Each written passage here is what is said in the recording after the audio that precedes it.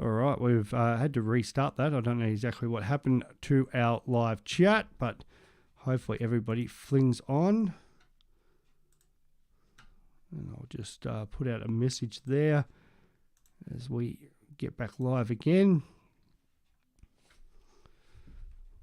No, that's very frustrating.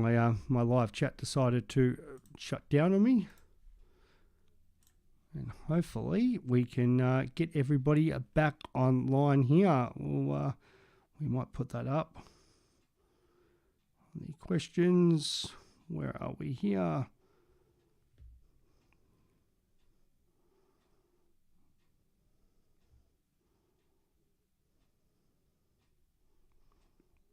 Thank you to people who are jumping back on. Chat lost internet.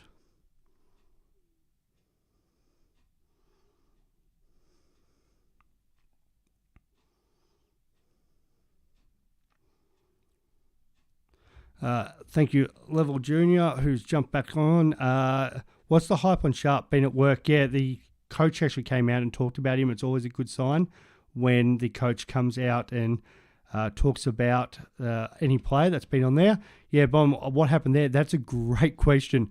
I feel like my internet decided to shit itself, to put it lightly. So I'll definitely share that back out there. That was very frustrating because there's some absolutely good questions I was trying to work myself through, and I do apologise for that. So I don't know. I felt like there must have been some sort of blackout out there, and I'll share this again. I'm just trying to tweet out. As I said, I apologise for that interruption. Hopefully everybody jumps through. So anyway, yeah, so Sharp definitely talked about that today, which was in with the coach. So that's why the change from a lot of people, and that's what you want to see. Apologise for those last questions that I didn't get through. If you were on there, feel free to just post them again, and I'll continue to work through them. Yeah, so apologise. Thanks, Boom. Yeah, for jumping back on at Biome. And is Noah Anderson a good captain option, or stick with Zeret and Rowan? Yeah, I probably prefer Merritt and Rowan. Anderson, like this is the sort of game Anderson probably does go huge. It's hard to pick somebody like the Melbourne game. Like, would you ever captain Anderson against Melbourne? But he comes out and scores that massive 189. So it's hard to jump on and do that. But yeah, knowing Anderson probably goes 130 this week, they're not going to put attention into him. Brisbane are going to, it's more about putting attention into Brisbane. Crazy Frogs, thanks for jumping on, mate. And thank you for your support of the Centrebouts boys earlier. Yeah, but I actually lost probably the questions up to Jennifer, which is really frustrating, and I'm trying to get them back. Yeah, unfortunately, the whole system just absolutely went down there for whatever reason. So I don't know what happened there. Very frustrating. Gotta love internet. Optus, thank you for your providing. Vin, is it a bad call to double upgrade it this week? And we talked about this about the double downgrade. I don't think that's a bad call either. But yeah, if you don't have a rookie problem, or if you've got the cash and you want to try to get ahead of the group, JVR and Hopper to Darcy Cameron and a Butters or Zeret, and I'm probably leaning towards Merritt just a little bit more than Butters, but I really like Butters. And anybody who knows, listened to me in other weeks and knows I've got the Butters shirt from South Park. I'm a big fan of Butters. So both the South Park version and Zach from Port Adelaide. So if it wasn't for having so much faith in Merritt, I would sit there and say, yeah, fine, get on Butters. Butters' injury history worries me just a little bit as well. But yeah, I think that's no problems at all going double up.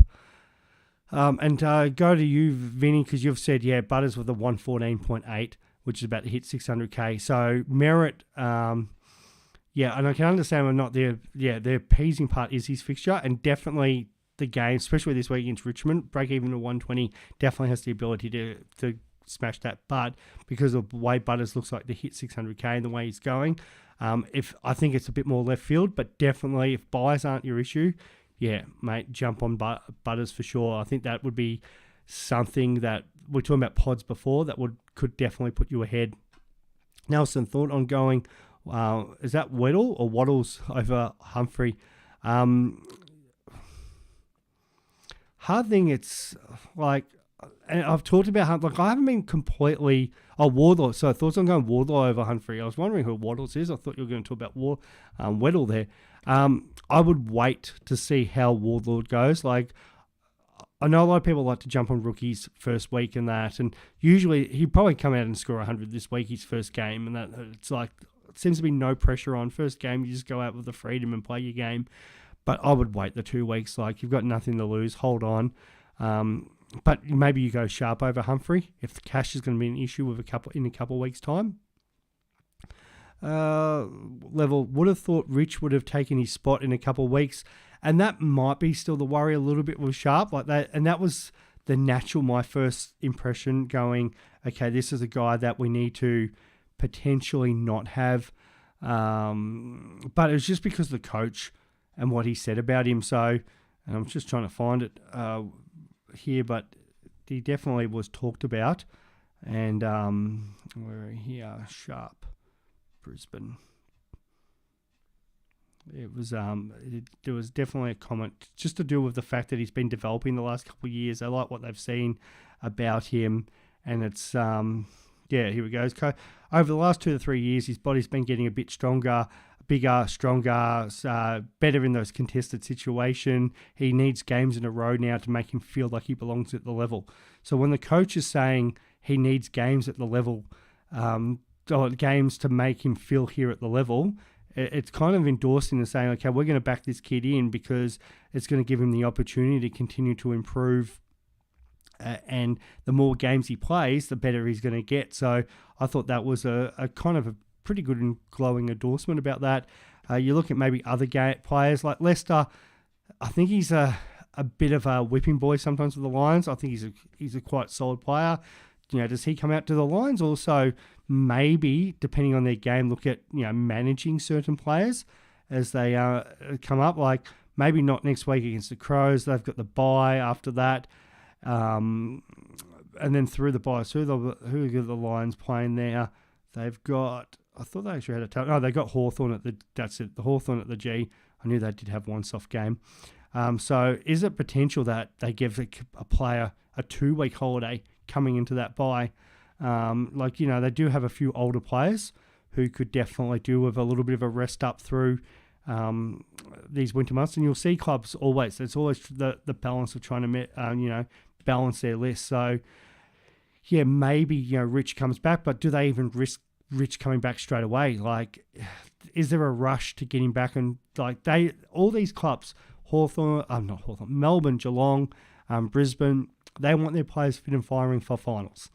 So if you've got enough wins kind of banked in, or there's games that they should win pretty well no matter who they play in that best 22, well, why wouldn't they probably give opportunities to your Wilmots and your Sharps for a little bit further and sort of rotate these guys so they're fresh and ready to go? So that's kind of a little bit of my thinking, especially going off what they said there. And thank you to everybody who's jumped on. As I said, unfortunately, we had some internet problems there, which is really frustrating. Usually doesn't happen. Good old Optus. Hayden, what do you think of the trades? Ashcroft, Davian Hopper, Sarong, Jordan Good to go, and Sharp. Yep, like it a lot. I don't even think there's anything to add. Maybe 600k. Is it maybe better to slightly go cheaper, go Merritt? So pretty well much as I said in the discussion earlier. Steele, Neil get really cheap. Steele, Mills get really cheap, but Neil even gets down to 550.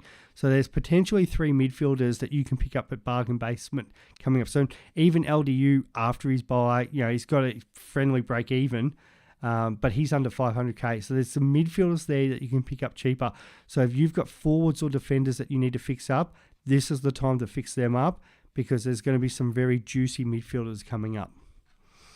And that probably answers more with you before, Vin, when you were talking about that. Maybe Butters for you was a better option because of his price. This is my debate every week about Stewart. He break even of actually 129. Every week I'm like, well, Stewart's break even is just going to go up higher.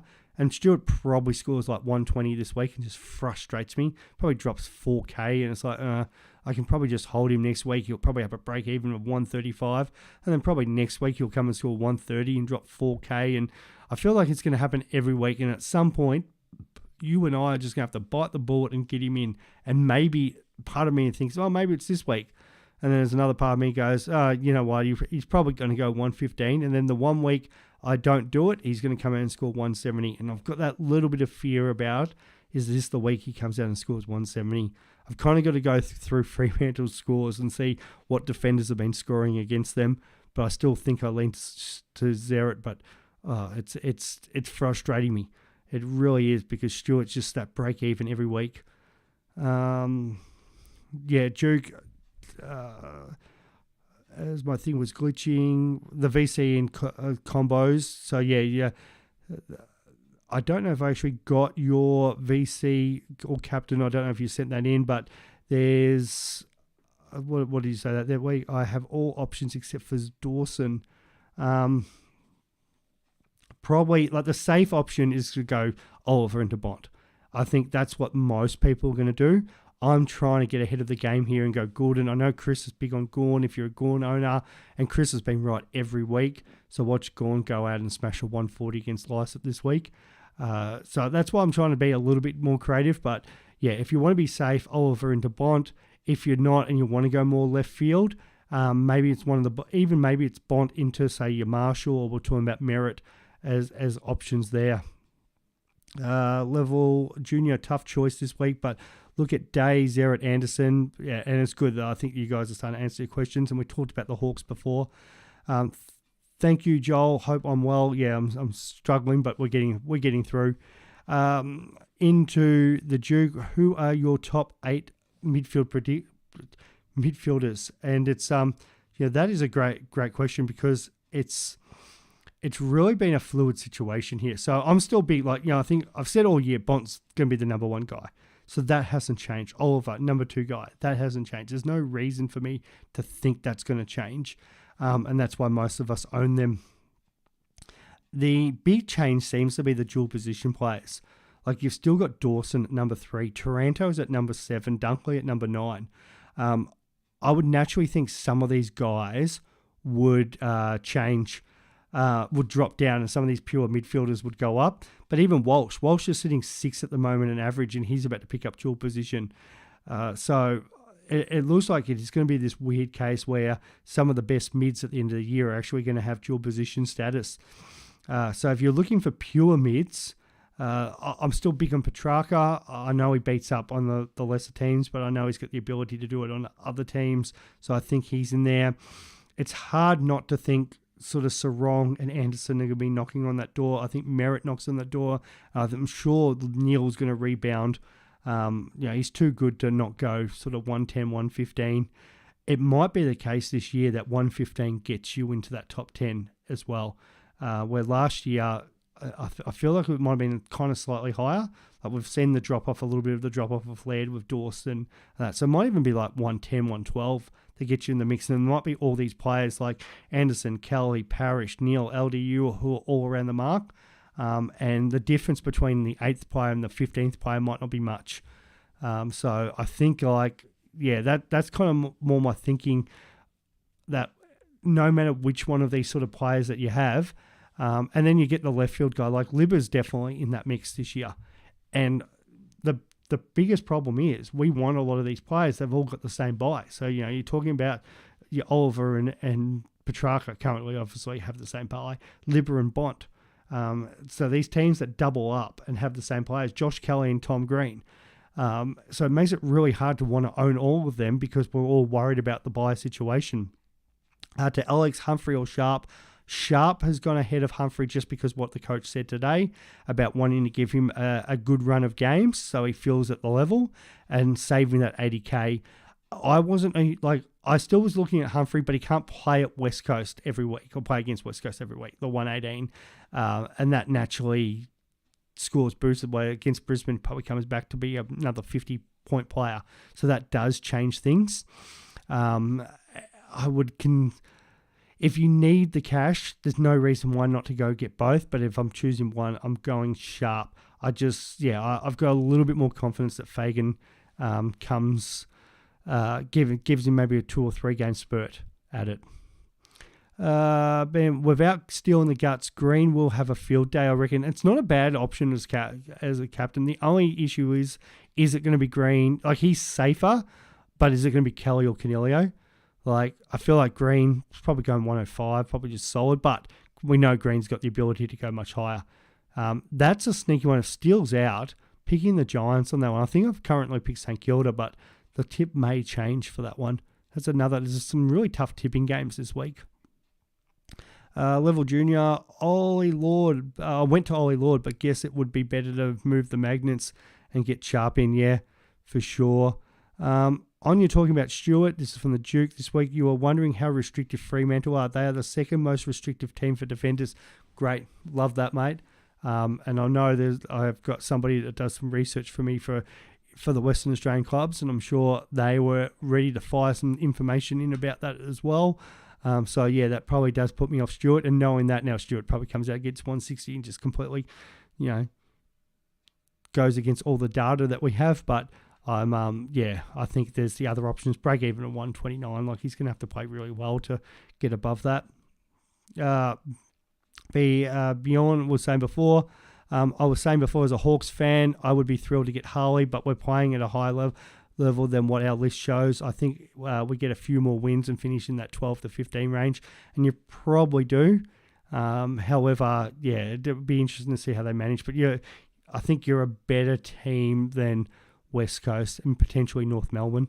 North have the ability to go one or two ways. They have some good, solid senior players on that list, but how many games do they want to get into the kids? And that does change things completely.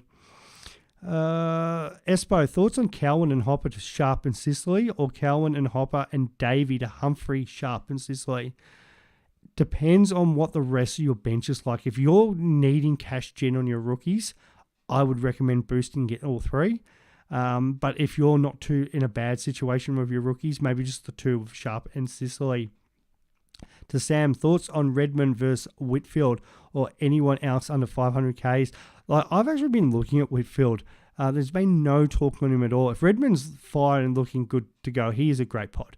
But you're going to go with both players. You're going to go up and down. Redmond's got more the ability. I think he's got the highest ceiling these days.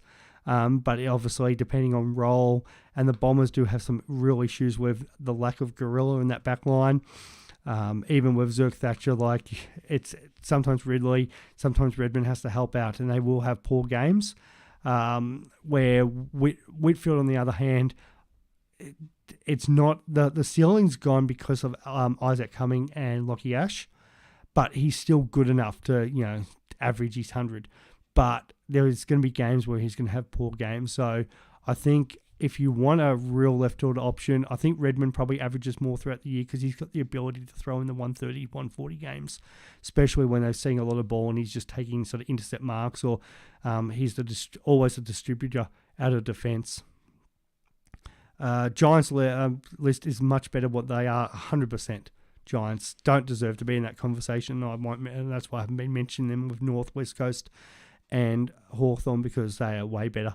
But yeah, I can see with Kingsley coming in, maybe he's just trying to get the game plan. And the problem with the Giants is they don't have a forward line. Like, don't sit there and say Jesse Hogan's a gun forward, because he just really isn't. So they do have some struggles kicking goals. And if you're not kicking goals, you can't win games. It's the Adelaide situation from 2 years ago. Alex, do you think Sharp will become the sub when Rich probably comes back next week? I wouldn't be surprised if one of the older guys is the sub. Like, maybe no, not next week. He could become the sub next week, because I think it's the Crows before their bye, and because that's the last game. So there is potential where Sharp may be, but just the way the coach was talking, do they go maybe a different option as the sub, and then they have their bye, and then it's a case of they play Hawthorn, and you think they give him a good opportunity there. The only issue there is what happens to him after sort of that. Bailey Humphrey at least looks like he's probably got better job security and that better buy, but then, the extra 80K as well. And is Bailey Humphrey going to come back to that 50, 60-point guy, which is what you probably can get similar to Sharp, but 80K cheaper? And then by the time we really need Humphrey to play, do you just go out and get George Wardlaw for that same price, who might be one of the better rookies going? Like, I feel like he's really good. He's the next Sheasel. The kid's a gun. Hey, Joe. Thanks for jumping on, mate. Why are we so bad at fielding a full team of good players? That's definitely an Essendon question. Well, where would you like me to start about Essendon, mate? This is the problem. Everyone looks at play you're recruiting your best 22, but on the with every club, your background staff, your backroom staff, so important, so vital. And like you see, like West Coast this year, the difference with all their players falling over. I'm not too sure. Is it the Crows now that has the gun fitness person, and his name's completely dropped. Darren Burgess, is it? Who used to be over at the EPL clubs. Like, the difference that somebody like he makes in your structure and the work you put into the team through preseason, and your doctors and all that. There's I'm not a big fan for all these sports scientists, but at the same time, there's something to be thought about the fitness staff and how fit they get their players, and it definitely shows. So, and there's only people are like, why can't every club have them? Well, the best, like in any industry, the best are the best for a reason. And the Bombers clearly might have had some changes there. West Coast definitely have had some changes there. And all of a sudden it leads to the fact that maybe players aren't as fit, or the way they manage injuries are different to where the old staff is. And yeah, you find you get players injured. And it just, the fact is, where look at Collingwood, they've been pretty good at managing their players for quite a while, on and off the field, and that you get the obviously some unsociable stuff, but that's something that you can't control. However, yeah, from a fitness point of view, I think they do it pretty well. Melbourne definitely changed in that area from a few years ago. Melbourne used to have shocking injuries, so yeah, you've got to you've definitely comes into it. And I think Joe's just answered that. Yeah, Darren Burgess, absolutely star. He's gone to Adelaide. And look, they have been a massive improvement this year. They are much better under him. And he's by far the number one. But there'll be other players or other coaches like that, and not just him, but the team of people that are out in NFL clubs, EPL clubs, whatever, that clubs potentially should be looking at. And if that's a great way of, getting your players fitter and they stay on the park longer. And that's why the Bombers struggle. So, yeah, no, definitely something that would be frustrating as a supporter. To Jordan, who to choose out of Merritt, Walsh and Sarong? I'm huge on Walsh. Don't let my bias there. Sarong's better for his bye. Merritt, I think, is going to go really well for your fixture. I'm number one for Walsh just because of the dual position status. So that's why I like him, but I don't think you can go wrong with any of them. I've talked about DeGoey. I really like DeGoey, but he's not as good as those other guys. Merritt for value as well. Like, he's a better price than Walsh and Sarong. So I don't think you can go wrong. It's like, okay, choosing me trying to choose between, say, Richmond and Man City and Melbourne. Well, maybe not as much Melbourne Storm and that, because I love the Tigers. But me trying to choose what would I rather do, play cricket or watch Richmond, you can't go wrong with any of them. They're great chance. They're great. Hayden, is Oliver a priority over, say, a Merritt? It's really hard with that. It's like, and she said that I still don't own Clayton and top 800, but still chasing value. The value can help, but at what point does not owning Clary? I don't think Clary. It's not like Clary's massively hurting you, and that he hasn't had that big score. I'm just worried about when it comes. So potentially you could still chase the value this week, 100k cheaper, as long as you've still got a plan to get Oliver in. You're going to need Oliver. So can you, if by bringing Merritt in this week, you can still get Oliver, say, next week or the week after, then do that. But I went Setterfield to Merritt at the time, which was weeks ago now, just because I didn't want to be in this situation like I am a little bit with Stewart. How am I going to get the guy in? I wouldn't want to be sitting here right now, how do I get Oliver in? Because we know if he's not the number one guy, he's the number two guy in Supercoach and in footy.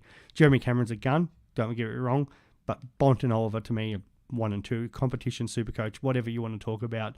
And I just feel safer owning them. So my probably thing is go and get Oliver, because it's just a VC or captain option every week. Like, there's no problems putting the VC on Oliver this week. You don't have that worry. Like every week I just go, one of those options is always Oliver. Last week he scored 119. Yeah, you want more, but at the same time, it's just, I could have taken the safe option, go, I know Oliver's got his 119. That's a captain score. Let's take it.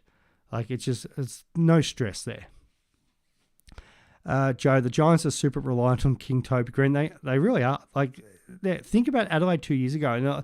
And I think I had an argument about this with either Chris or somebody about where Adelaide was going to rank, and they finished low on the ladder. And I was like, they have no ability to kick goals. They've now fixed that, and their forward line looks fantastic. The Giants' biggest problem, like, it's not their midfield. They've got a really good defence.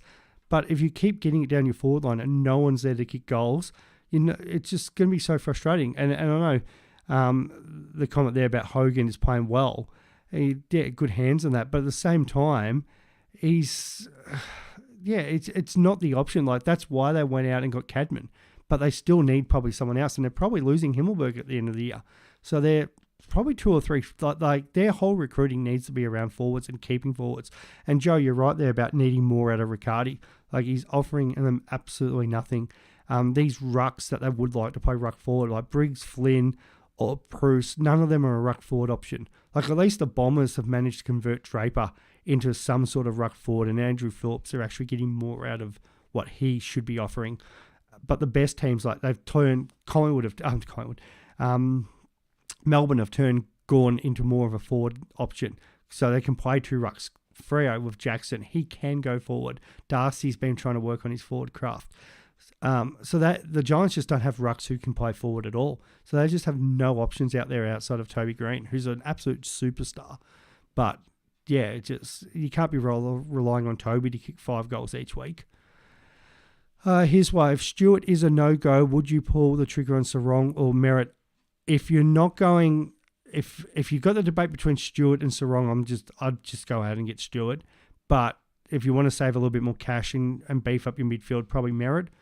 Just that 40k cheaper. I think Merritt can definitely stay with Sarong. Maybe I'm underrating Sarong a little bit there, but I can't get over that fixture. I think Merritt as captain, Bombers have a chance to actually make it. Surely he leads from the front. And beyond. Sorry, I'm getting too much into the footy talk. I've said this before. I know it's Supercoach, but I'm more than happy to talk footy. That depends of what you guys, the audience, like. You direct this at all, and that I'm happy to. I'll sit here and answer Supercoach questions all day, no problems. But I do love talking footy. It's all part and parcel of it. And as I said, I've been talking today about Clarko, the whole Tasmanian situation. The Harley Reid, I had my little rant about that the other day and how that is. I could talk about frigging cricket and the $22 they're charging now to register. Yeah, I'll happily talk about anything. Yes, Duke, medium J. Yes, medium J. Love it. Man, what did I say? Big beard, medium beard? Yes, sorry, Joe, that name is stuck. Joe, in regards to Himmelberg as well, so what I've heard sources, it's Sydney 1, Richmond 2, Essendon 3.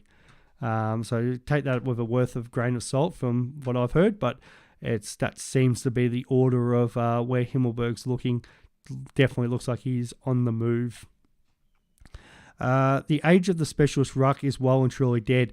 Yeah, if you're not pushing forward and pinching. Yeah, and I agree with that, Joe. I think you could probably Freo could get away with it with Sean Darcy a little bit. If you've got such a dominant ruck, or even Brodie Grundy, but they still get around the ground. Well, I think Darcy is a little bit more of that just dinosaur kind of ruck, but he's huge and he's able to, and we saw a bit like Goldstein last week. Like, if you're that dominant, you can definitely influence games, but you would rather the flexibility of a player who can get around the ground like English and be like nearly a 4th midfielder. Definitely. Helps you going, your team helps them out in different avenues. To Jamie, is it worth getting in Humphrey by cutting Davey, or just leave it and get Wardlaw in a couple of weeks? Yeah, I need job security in my rookie, so hoping the extra spend doesn't hurt. Yeah, I think Humphrey's his job security's not too bad.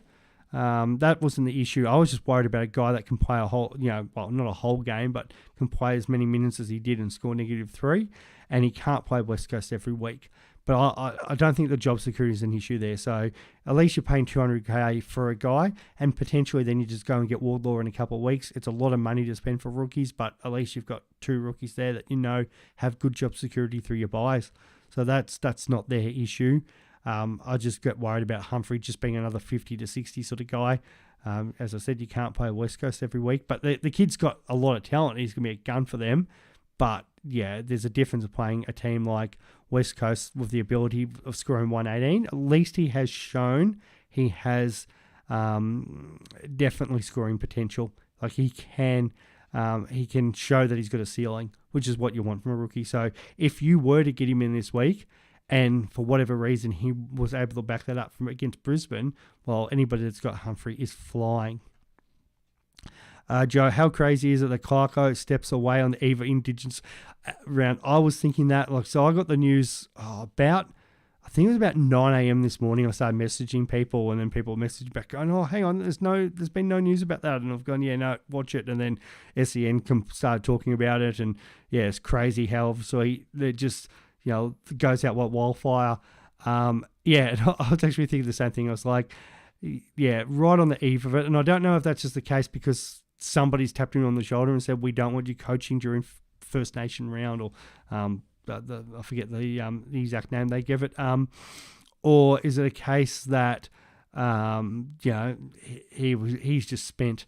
Well, all the reports were that he might have cracked the old wobbly during half time last week. So I don't know how true that is, but yeah, it's definitely something that. Yeah, maybe it's just got too much, and we all know, like we had the big chat about the other day about Beyond Blue and people struggle, and maybe that's just what Clarko is going through at the moment, and it's just too much. But it is very coincidental that the timing of it. Baz saying Darcy Cameron an option this week for sure. Definitely on my radar. The Duke, can you tell me if you're right? You're going Hopper and Chandler to sharpen Walsh. I'm not going Walsh this week. I'm definitely, I think I'm getting Sharp. Yes, and Hopper and Chandler are the most likely two that I am trading out, but I'm not actually going Walsh. Walsh is definitely on my watch list, my target list. He will end up in my side at some point, but it's not this week. Who else we got in here? Alex, do you think Gordon will pop off this week against the Roos, considering the Clarko situation? Yeah, and this is a great one. So I put this up in the group chat this week. I said, today, do we now all pick North Melbourne and get off any Sydney player? And I think Ben's response was like, he hasn't been sacked. He stepped down, so that's a different situation. And my response straight off was, if North Melbourne win this week, every club next week has to sack or tell their coach to step down, because it just seems to happen way too much. New coach comes in, club gets up, they play well. So that will be an interesting situation. Do the Roos put in more of an effort? Do they get up? I'm still backing the Swans. I think the Swans got absolutely shown up at home the last few weeks, especially against Freo last week. I think they have, Horse is going to have them up and about. They've got to take no prisoners. They need the massive win, and it's going to happen this week against North. However, it would not surprise me if we come back next Thursday night and we're all talking about North Melbourne having a fantastic win against Sydney. And yeah, then I think every club will be like, "What? How does this happen? How does this keep happening?" Like, some club's going to finally do it and go, we're just going to rotate our coaches around until we stop losing. We'll stop winning. So yeah, be interesting. To Wayne, Butters and Jake Lloyd, or Laird and Warner? I'll go Butters and Lloyd. Laird's got a larger break even, can get him cheaper. Warner, I think, is a bit up and down with his scoring, but obviously definitely got the position with Mills. Butters, I'm a huge fan of Butters. The role, he's going up in price. I know, was it Vin on here but earlier talking him up as well. And Lloyd, he's been one of the best defenders. He's sitting there seaguling back to his best. So yeah, and that's what I've been throwing up other guys like, Merritts and stuff ever. But I think, Butters definitely with the role that he's playing. It's just the Butters with the injury. That's his injury concern. So, well, not injury concerns at the moment, his injury history. But that's a little bit worrying. People also worried about that bye weekend. If you've got a lot of round 15 buy options, but I prefer Butters and Lloyd over Laird and Warner for that situation. Alex, I know we just talked about that. Kev, Chris Ben is playing with you at Parkfield. Yeah, he absolutely has played on the weekend. I love Chrissy Ben. Good Tigers man as well. We're talking about the big win against the Cats last week. So, yeah, no, I do love Chrissy. He does play at Merriman. Been a lot of transfers between the two clubs over the years. I think Juman's over there, his brother. I know we've got a few of the ex-Moorabbin boys over at Parkfield as well. So it's a bit of the old, feels like it's Richmond and Gold Coast. We just transfer players back and forward to each other. Duke, the best midfield target this week, I'm going Merritt just because of the draw. Joe, Petrarca VC into Gordon, I like that. I think that's not a bad call. And yeah, Gordon, maybe it's just my reluctance to back Gordon in as captain. But yeah, I feel like he's pretty safe. And you are right, Joe. They've had 6 forced changes. So surely they can't win. Surely. But stranger things have happened. Question for my dad. Best 2 primos to get for 1,050,000 combined. He's currently thinking about Sistog and Darcy Cameron. Yeah, I like that. What do you got? Jake Lloyd as another defender option. It's hard to go against Darcy Cameron. His price playing ruck. I feel like Darcy Cameron's not going to kill you too much if you don't jump on him in this week. But I do like the price, and there is that worry that he comes out and just rucks and scores 100. But I feel like maybe he gets an 80-ish in his first game back. So he's still going to probably go up like 10 to 15K. So yeah, I think you've nailed it yourself there, Duke. That they are 2 of the really good options. Alex, Bont VC or Gordon VC and captain Sean Darcy against Segler could be massive. So again, it's just those sort of players I don't like captain but Darcy seems to be pretty safe this year. Seems to be probably the number 1 ruck, especially with English, a couple poorer scores. So I think, Alex, you could be onto something that nobody else is going to have.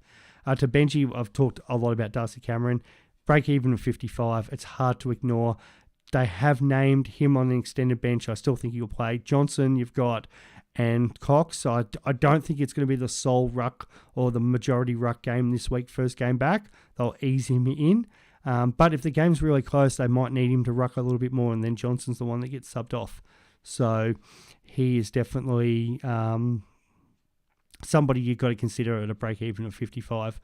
Kev, I was going to go Jury, but there's too many North players around 15 by. Yep.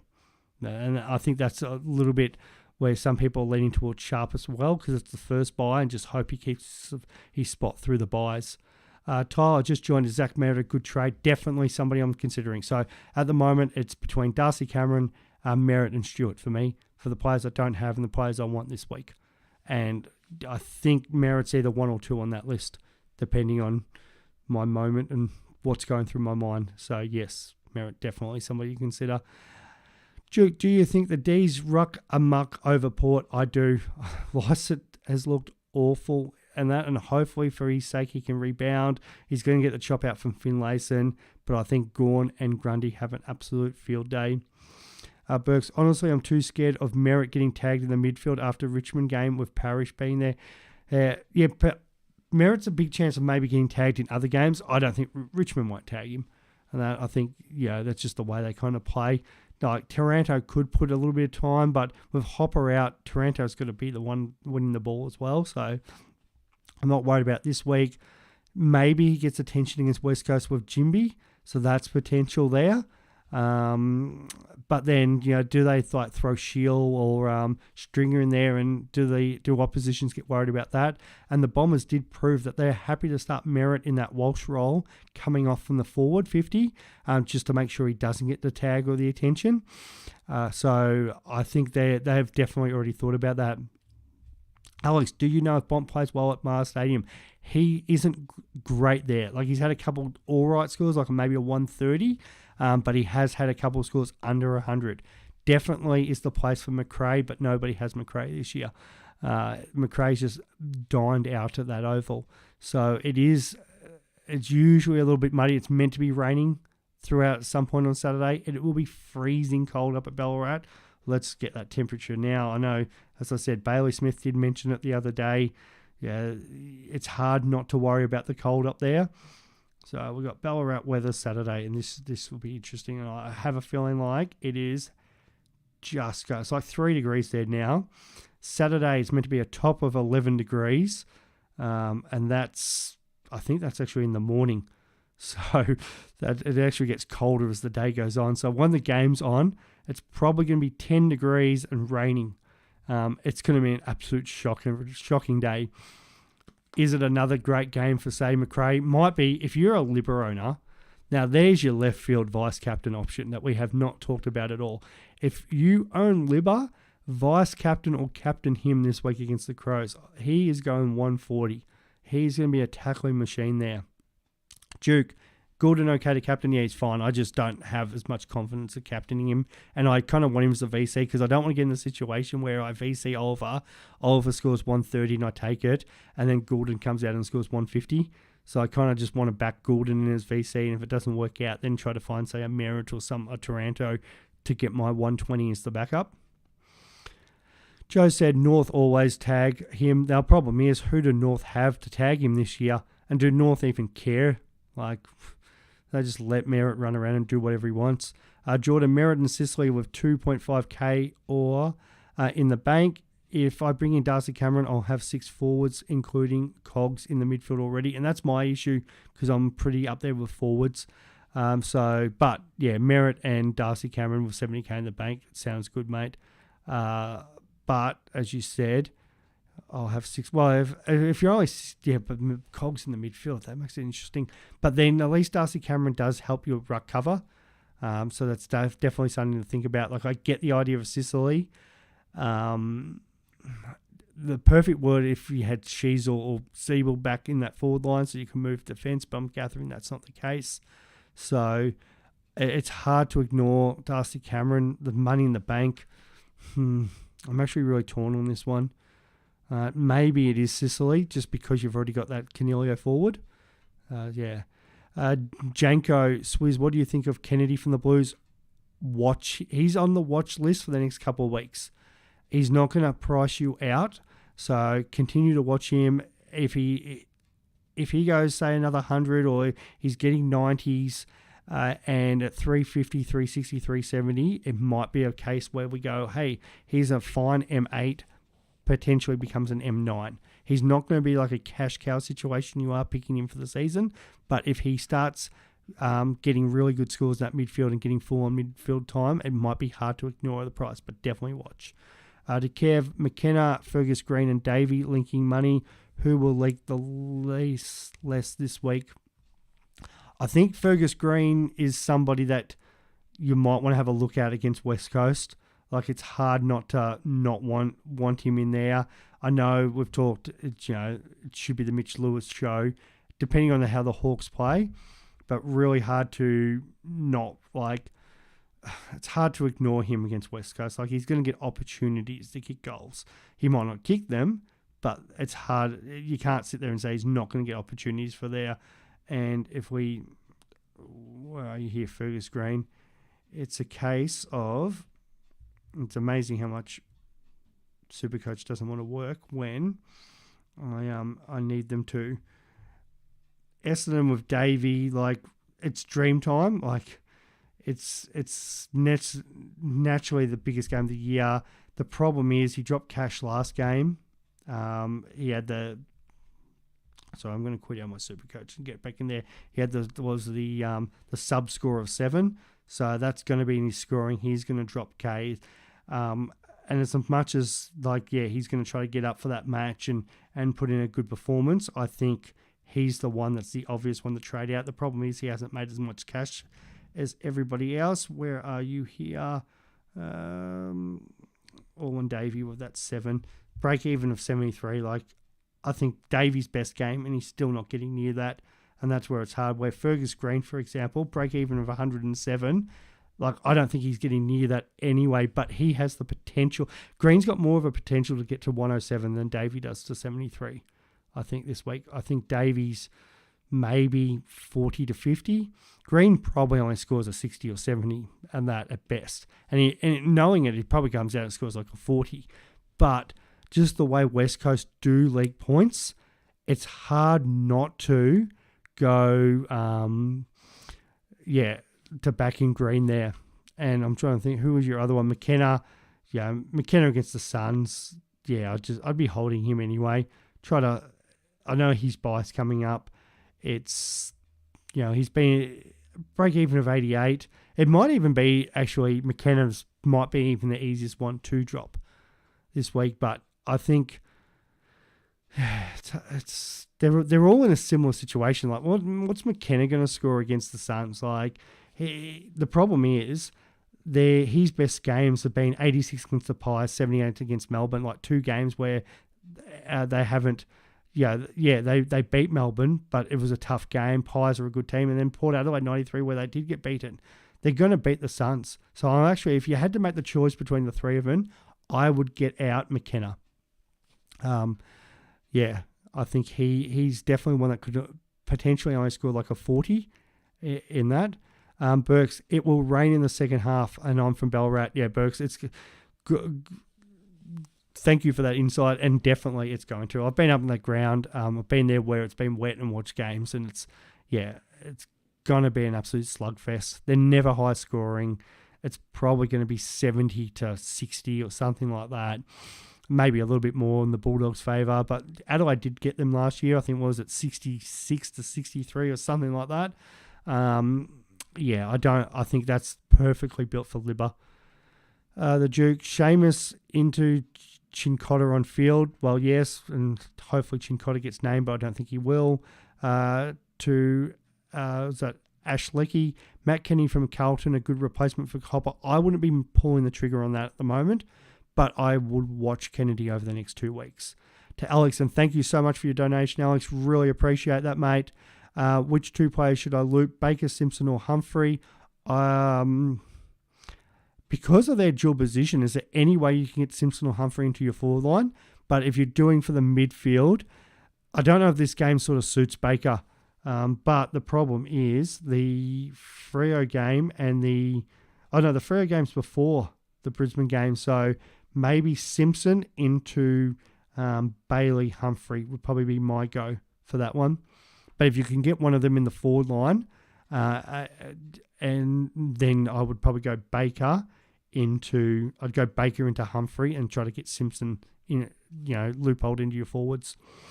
Janko Swiz saw Ben Key's interview today. He might be running with the Bont. I think he usually probably tries to run more of a defensive option, but it wouldn't surprise me if they threw him in there and had said Benny Keys have a crack. He definitely can do a lockdown role.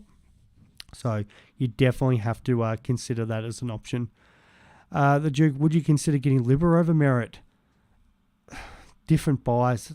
If the buy structure does not stuff you, yeah, Libba could be a good call. Again, like I would love to own Libba, but it would completely stuff my buy structure. I was talking about this earlier.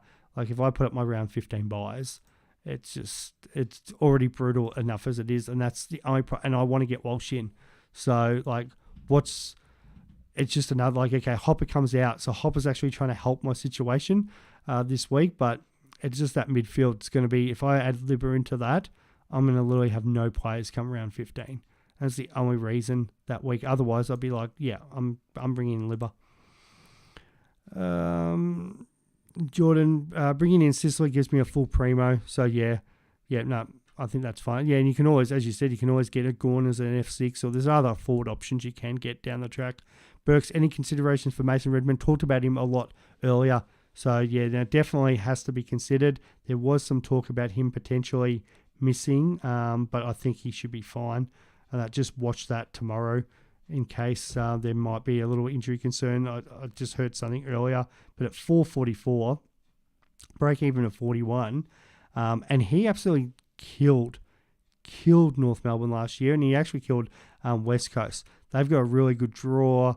The 136. He had the 51 against Geelong, but they did have a couple of injuries in a couple of those games. Like he started the season on fire. Like weaker opponents, Hawthorn, Gold Coast, GWS, 118, 110, 128. Like if you're talking about a pod player, he definitely could be one, and he is definitely valued at 444. And now it's got me considering, is there a way I can do it? But I think I want to still bring in Sharp. But if there was a way I could, like, I'm now even considering it. Like, do I just go out and get Redmond instead of Merritt this week? But I think that might muck up my back line because I still want Stewart. But it is definitely something to consider. I do like it, mate. I don't think he'd be highly owned either. Let's have a look at these. Like 3% of teams, and that's overall in Supercoach. If we went top 1%, oh, that could be huge. Excuse me again. Where are you here? Top 1% owning Mason Redmond. 35 people. So if Redmond goes off, and let's just hypothetically say it's Redmond versus, even for me it'd be Stewart. So if Stewart comes out and scores a 110 and Merritt could potentially go 130, 140, yeah, that's 20, 30 points over the rest of the competition. And you just hope he can continue to do that. Yeah, I don't mind it. It's a nice price. Noah, do I get Libber and Sharp this week using a boost with 6K in the bank, or go Humphrey this week and get Walsh with dual position? Like I've said, I'm huge on Walsh, so I would go Sharp and Walsh if I had the choice. But if you've got a way to get Walsh in down the track, I think Libber is going to be a great pick. The Duke, Libber and 60K, or Merritt and 140K. Ooh, I'm still going Merritt, but again, I think I lean that just because of the buy situation. But yeah, I don't mind Libber. But 140K could. I think 140K is going to be important. Like, I think that you can't undersell that. Alex, thank you. And I'm about to be the same. Like, I was going to go to 10 o'clock and we've just stayed a little bit longer, but thank you so much for your support. Yeah, Duke, I'd hold Cripps. You never want to kind of trade out premiums and that. They'll come good. Big game for the Blues this week for him to rebound. So, yeah, no, not a problem at all. Any other questions, hit us up on Twitter, Swiz26, Supercoach Insider 100. Thank you to everybody that's jumped on the chat today. Sorry about the internet issues in between both, but we really